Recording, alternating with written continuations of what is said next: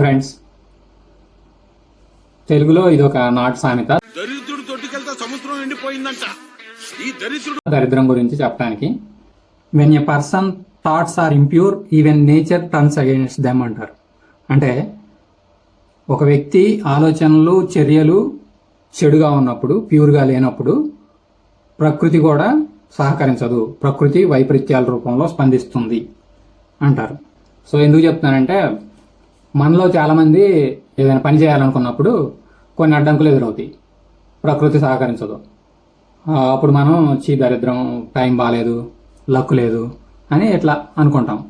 అయితే యాక్చువల్గా మనం చేయాలనుకున్న పని మీద మనం కరెక్ట్గా ఫోకస్డ్గా 100% న్యాయం చెయ్యం. ఏదో ఒక పొరపాటు చేయటం, మన ఆలోచన, మన ఎఫర్ట్స్ ఇవన్నీ కరెక్ట్గా పెట్టకపోయినప్పుడు ఆ పనులు అలా జరగవు. ఫర్ ఎగ్జాంపుల్, మనం ఒక ఇంటర్వ్యూకి వెళ్దాం అనుకున్నాం. ఇంటర్వ్యూ 10ంటికి అనుకుందాం.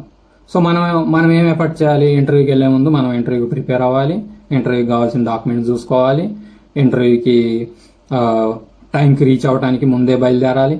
సో ఇట్లా కొన్ని ఉంటాయి. వీటిల్లో ఏది మనం నెగ్లెక్ట్ చేసినా కానీ ఇంటర్వ్యూ సక్సెస్ చేయలేం. అప్పుడు మనం దరిద్రం, మన లక్ బాగాలేదు, టైం బ్యాడ్ అట్లా అనుకుంటాం.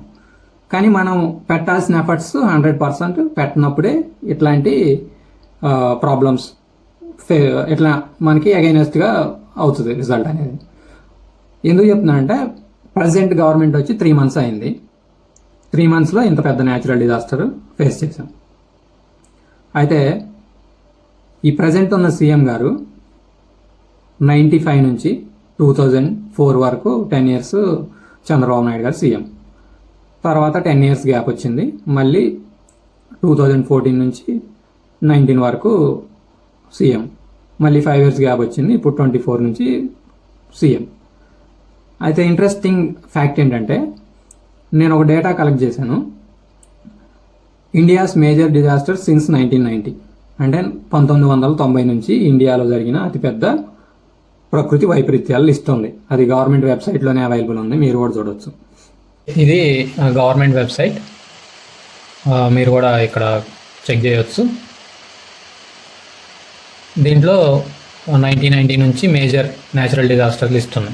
అయితే మనం ఇక్కడ 95 నుంచి చూస్తే, 95లో చంద్రబాబు నాయుడు గారు సీఎం అయ్యారు, ఫ్లడ్స్ వచ్చాయి, 1360 మంది చనిపోయారు. 1996లో మళ్ళీ ఫ్లడ్స్ వచ్చాయి, 1700 మంది చనిపోయారు.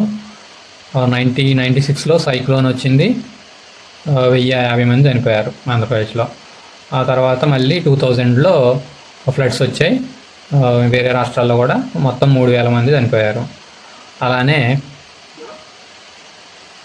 2004లో సునామీ వచ్చింది, ఆంధ్రప్రదేశ్ కూడా ఎఫెక్ట్ అయింది. సో ఈ విధంగా ఈ 10 yearsలో ఇన్ని న్యాచురల్ డిజాస్టర్స్ అయినాయి. 2004 తర్వాత మళ్ళీ 10 years వేరే గవర్నమెంట్స్. అప్పుడు మీరు చూస్తే 2005 తర్వాత 2009లో ఒకసారి ఫ్లడ్స్ వచ్చాయి, ప్రాణ నష్టం అంతగా లేదు. కర్ణాటకలో ఎక్కువ ప్రాణ నష్టం జరిగింది అప్పుడు. తర్వాత మళ్ళీ ఇంకా తర్వాత ఎక్కడ ఆంధ్రప్రదేశ్ లిస్టే లేదు ఆ 10 yearsలో. మళ్ళీ 2014లో చంద్రబాబు నాయుడు గారు సీఎం అయ్యాక హుదూద్ సైక్లోన్ వచ్చింది. అప్పుడు ఆంధ్ర, ఒడిశా రెండు బాగా దెబ్బతిన్నాయి. ఆంధ్రాలో కూడా బాగా భారీ నష్టం జరిగింది, అందరికీ తెలుసు. తర్వాత మళ్ళీ 2015లో ఫ్లడ్స్, హెవీ రైన్స్ వల్ల ఆంధ్ర మళ్ళీ దెబ్బతింది. 19 తర్వాత మళ్ళీ 24 దాకా మనం చూస్తే పెద్దగా డిజాస్టర్స్ అంతగా ఏం లేవు, ప్రాణ నష్టం అంతగా లేదు. 2024లో మళ్ళీ ఇప్పుడు సీఎం అయ్యాక మళ్ళీ ఇప్పుడు ఈ 3 నెలలకి ఈ న్యాచురల్ డిజాస్టర్ చూసాం. 40 మంది వరకు చనిపోయారు, బాగా ఆస్తి నష్టం కూడా జరిగింది. లిస్ట్ గమనిస్తే మేజర్ డిజాస్టర్స్ చంద్రబాబు గారి టెన్యూర్లో జరిగినాయి. సో చూశారు కదా ఈ లిస్ట్. సో మీరేమంటారు ఫ్రెండ్స్? మన సీఎం గారు చెప్పే మాటలు, చేసే చర్యలకి సంబంధం ఉందంటారా? కామెంట్స్లో చెప్పండి. అలానే కొసమెరుపు ఏంటంటే, ఒక వీడియో ఉంది, అది వైఎస్ రాజశేఖర రెడ్డి గారు ఒకసారి చెప్పారనమాట, చంద్రబాబు నాయుడు గారు ప్రకృతి గురించి. మీరు చూడండి. నిజంగా గడిచిన 2 మాసాలుగా వర్షాలు సక్రమంగా, కొంత ఆలస్యంగా పడటము, సక్రమంగా పడకపోవడానికి ముఖ్యమైన కారణం ఏంటంటే, మీరందరూ గుర్తుండే ఉంటుంది మీకు, మొదటి విడత పోలింగ్ అవుతూనే తెలుగుదేశం వారి మిత్రపక్షాల్లో విపరీతమైన హైప్ క్రియేట్ చేశారు. తెలుగుదేశం పార్టీ అధికారం వస్తుంది, మహాకూటమి అధికారంలోకి వస్తుంది, మీ టీవీ పేరు మహానే కదా, మహాకూటమి అధికారంలోకి వస్తుంది అనే హైప్ విపరీతంగా క్రియేట్ చేశారు. దాంతో చాలామంది భయపడ్డారు, నిజంగా మహాకూటమి అధికారంలోకి వస్తుందేమోనని. ఈ భయపడే వాళ్ళలో వర్ణదేవుడు కూడా ఉన్నాడు. తెలుసుకుని చైనా లాంటి ప్రాంతాల్లో ఎక్కడెక్కడ దూరంగా పోయిన వర్ణదేవుడు మళ్ళీ వెనక్కి వచ్చి మళ్ళీ ఇప్పుడు రాష్ట్రాన్ని దేశాన్ని కూడా సంతృప్తిపరిచే విధంగా వర్షాలు ఇచ్చే కార్యక్రమాన్ని. ఈ దరిద్రుడు వల్ల ఒక్క రూపాయి లాభం లేదు, నాకు అంత నష్టమే. నిన్ను తెచ్చినందుకు నా చెప్పుతో నన్ను కొట్టుకోవాలి. నా తరపు నా కొడుకు అంటే ఎదో నా కొడుకుని తీసుకొచ్చాను నేను. సో మీరేమంటారు ఫ్రెండ్స్? ఎట్లాంటి వైపరీత్యాలు, ప్రకృతి వైపరీత్యాలు సంభవిస్తున్నాయంటే మరి 100% ఎఫర్ట్స్ ఉన్నట్ట లేనట్ట? తన ఆలోచనలు అండ్ చెప్పే మాటలకి చేసే పనులకి తేడా ఉన్నట్ట లేదా? కామెంట్స్లో చెప్పండి. మన ఆంధ్ర ప్రజలు మంచి మ్యాండేట్ ఇచ్చారు ఇప్పుడున్న ప్రభుత్వానికి. కేంద్రంలో కూడా మంచి అవకాశం, కీలక పాత్ర పోషించే విధంగా సీట్లు ఇచ్చారు. యాక్చువల్గా ఇప్పుడు ఈ ఆంధ్రాకి డెవలప్మెంట్ కావాలంటే ఆర్థిక ఇబ్బందుల్ని గెటిన్ అవ్వాలి. ఆర్థిక ఇబ్బందుల నుంచి దానికి డబ్బులు కావాలి.